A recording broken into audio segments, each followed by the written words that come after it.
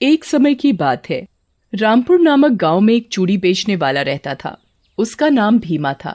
उसके परिवार में उसकी पत्नी कुसुम और उनके 2 बच्चे माया और मुकुल रहते थे। भीमा और कुसुम दोनों मिलकर चूड़ियां बनाया करते थे।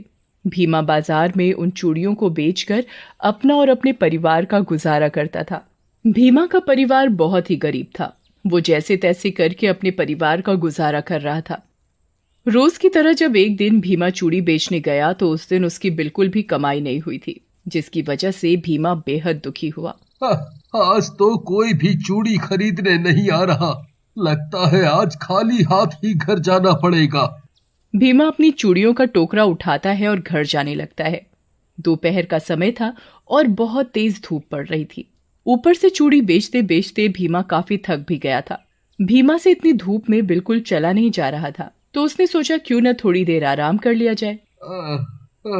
आज तो मैं बहुत ही थक गया हूँ और ऊपर से इतनी तेज धूप मुझसे बर्दाश्त ही नहीं हो रही। तभी भीमा को एक अच्छा खासा घना पेड़ दिखता है। हाँ? हाँ, अरे वाह, कितना बड़ा पेड़ है। चलो थोड़ी देर इसी पेड़ के नीचे आराम कर लेता हूँ।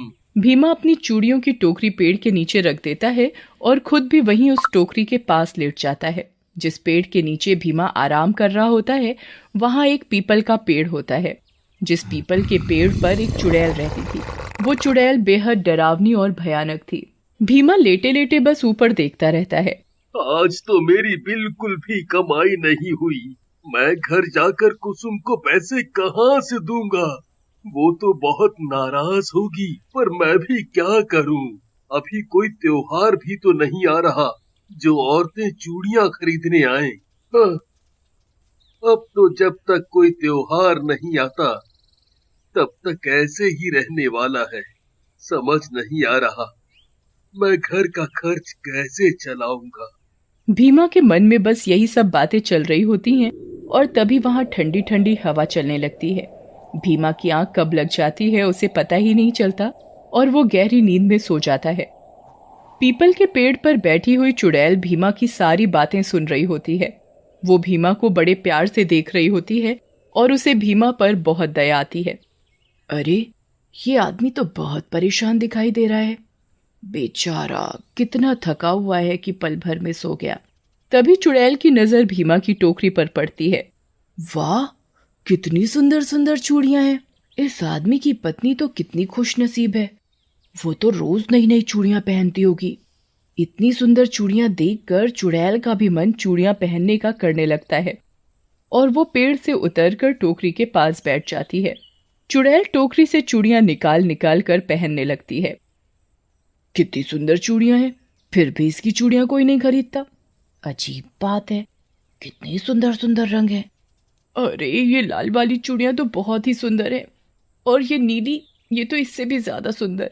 समझ ही नहीं आ रहा कि कौन सी सबसे सुंदर है। क्यों ना मैं एक काम करूं, मैं इस आदमी के साथ इसके घर ही चली जाती हूँ। मैं अपने जादू से इससे भी सुंदर सुंदर चूड़ियां बना दूंगी कि कोई भी लिए बिना नहीं रह पाएगा और फिर मुझे रोज अलग अलग और सुंदर सुंदर चूड़ियां पहनने को मिल जाएंगी। चुड़ैल वहीं पेड़ के पीछे जाकर छुप जाती है और भीमा के उठने का इंतजार करती है। थोड़ी ही देर बाद अचानक भीमा की आंख खुलती है। लगता है मैं ज्यादा ही देर सो गया।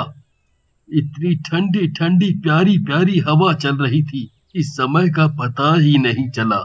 अब जल्दी से घर चलता हूँ। शाम भी हो चुकी है और थोड़ी ही देर में अंधेरा भी हो जाएगा।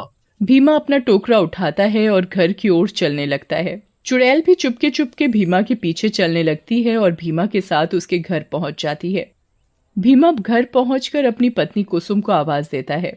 कुसुम, ओ कुसुम, कहाँ हो? हाँ, अभी आई। ये लो कुसुम, आज की कमाई के पैसे। चूड़ियां बेचकर आज मेरी ज्यादा कमाई नहीं हुई। जो कमाई हुई है उसके पैसे रख लो। ये क्या, आज इतने कम पैसे लाए हो? क्या करूं, आज कोई चूड़ी लेने ही नहीं आया। ऐसे तो बड़ी परेशानी हो जाएगी। माया और मुकुल की स्कूल फीस भी देनी है, घर का राशन भी नहीं है। कैसे होगा सब? पता नहीं भगवान हमारे साथ कैसे कैसे खेल खिला रहा है। अब तो हमारा भगवान ही मालिक है। तुम चिंता ना करो, मैं और ज्यादा सुंदर सुंदर चूड़ियां बनाऊंगा जिससे ज्यादा कमाई हो सके। और तुम ये सब बातें छोड़ो और ये बताओ कि बच्चे कहाँ हैं? वो तो आपकी राह देखते देखते खप के सो गए। भीमा और कुसुम की सारी बातें चुड़ैल सुन रही होती है।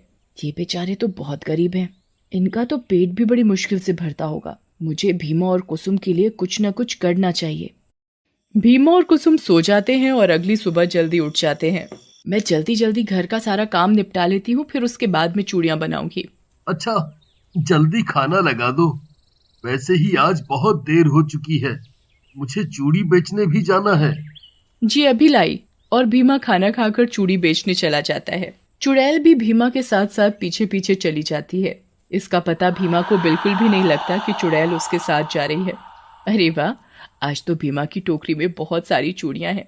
मैं इनमें से एक एक करके सारी चूड़ियां पहनूंगी। भीमा बाजार पहुंचता है और आवाज देने लगता है।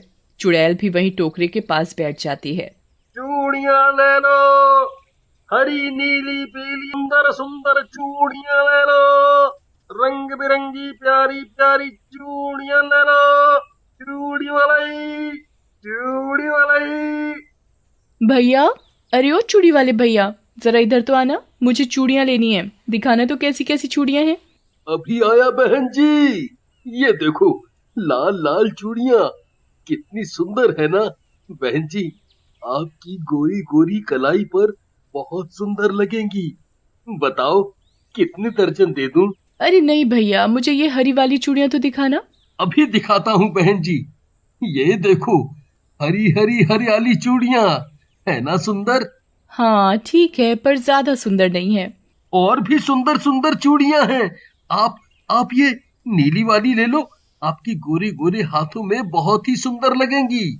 नहीं नहीं, मुझे ये हरी वाली दे दो। भैया आप ना थोड़ी और अच्छी चूड़ियां लाए करो जो देखते ही पसंद आ जाए। जी बहन जी।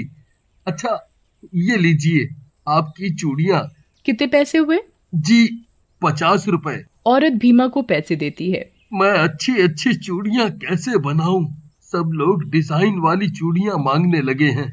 अच्छा, तो अब सबको और सुंदर चूड़ियां चाहिए। चूड़ी वाले, चूड़ियां ले लो, सुंदर सुंदर चूड़ियां ले लो, रंग बिरंगी प्यारी प्यारी चूड़ियां ले लो। चूड़ी वाले, चूड़ी वाले। तभी कुछ और औरतें चूड़ियां खरीदने आती हैं, पर उन औरतों को चूड़ियां पसंद नहीं आती। भैया चूड़ियां अच्छी नहीं हैं, ये सभी तो पुराने डिजाइन की हैं। ले लो बहन जी, सस्ते में दे दूंगा। नहीं नहीं, हमें नहीं लेनी। कोई भी उसकी चूड़ी नहीं खरीदता और भीमा की कोई कमाई नहीं हो पाती और भीमा बहुत दुखी होता है। मैं कुसुम को आज भी ज्यादा पैसे नहीं दे पाऊंगा। राम जी, कुछ तो करो, कुछ तो करो। शाम हो जाती है और भीमा अपने घर की ओर चल देता है और घर पहुंचकर कुसुम को आवाज देता है। कुसुम, कुसुम। अरे बाबा, आ रही हूँ। इतना शोर क्यों मचा रहे हो? ये लो, आज की कमाई। ये क्या, आज तो पहले से भी कम पैसे हैं। ऐसे कब तक चलेगा? तभी बच्चे शोर मचाते हुए आ जाते हैं। पापा आ गए, पापा आ गए, पापा हमारे लिए आज क्या लाए? ओहो, मैं तो आज तुम्हारे खिलौने लाना तो भूल ही गया। कल पक्का लेकर आऊंगा। यूं ही बच्चों से तुम कब तक झूठ बोलते रहोगे? कम से कम तुम बच्चों के आगे तो कुछ मत बोलो। मैं और सुंदर सुंदर चूड़ियां बनाऊंगा। सब कुछ सही हो जाएगा। हाँ, सब कुछ सही हो जाएगा। चुड़ैल और कुसुम की सारी बातें सुन रही थी। क्यों ना मैं सुंदर सुंदर चूड़ियां बना दूं जिससे भीमा, कुसुम और बच्चों को पैसों की दिक्कत ना हो सके। ये काम मैं आधी रात में ही कर दूंगी। तब सभी लोग गहरी नींद में भी सोए हुए होंगे और किसी को पता भी नहीं चलेगा कि ये चूड़ियां मैंने बनाई हैं। आधी रात में चुड़ैल बहुत ही सुंदर सुंदर चूड़ियां बनाने लगती है और वो बहुत ही सुंदर चूड़ियां बनाकर चुपचाप रख देती है। अगली सुबह कुसुम उठती है तो हैरान हो जाती है। अरे वाह, इतनी सुंदर चूड़ियां! ये तो बहुत ही खूबसूरत हैं। लगता है रात में ये चूड़ियां इन्होंने बनाई हैं। अब तो पक्का ये चूड़ियां सब औरतें खरीदेंगी। चलो, मैं इसे कपड़े से ढक देती हूँ वरना गंदी हो जाएंगी। कुसुम को लगता है कि चूड़ियां भीमा ने बनाई है। अरे कुसुम, जल्दी से खाना लगा दो, फिर मुझे चूड़ियां बेचने भी जाना है। अभी लाई। भीमा चूड़ियां बेचने निकल जाता है और चुड़ैल भी भीमा के पीछे पीछे निकल पड़ती है। बाजार पहुंचकर भीमा अपना टोकरा सर से नीचे रखता है और टोकरे के ऊपर से कपड़ा हटाता है। अरे, आज तो कुसुम ने बड़ी सुंदर सुंदर चूड़ियां बनाई हैं। भीमा को लगता है कि चूड़ियां कुसुम ने बनाई हैं। भीमा को लग रहा है कि ये चूड़ियां उसकी पत्नी कुसुम ने बनाई है और कुसुम को लगता है कि चूड़ियां भीमा ने बनाई है। पर ये चूड़ियां तो मैंने बनाई है। चूड़ियां ले लो, हरी नीली पीली सुंदर सुंदर चूड़ियां ले लो, चूड़ी वाले। तभी गांव की औरतें भीमा की आवाज सुनकर आ जाती हैं। अरे भीमा भाई, क्या बात है? आज तो चूड़ियां बहुत ही खूबसूरत हैं। हाँ, वाकई में चूड़ी बहुत ही सुंदर है। मुझे ये हरी वाली दे दो, मुझे ये लाल वाली, मुझे ये पीली वाली चूड़ियां दे दो। देखते ही देखते भीमा की सारी चूड़ियां बिक जाती हैं। भीमा मन ही मन बड़ा खुश होता है। चुड़ैल भी भीमा के लिए बहुत खुश होती है। चलो, अब धीरे धीरे भीमा के परिवार की सारी मुश्किलें दूर हो जाएंगी।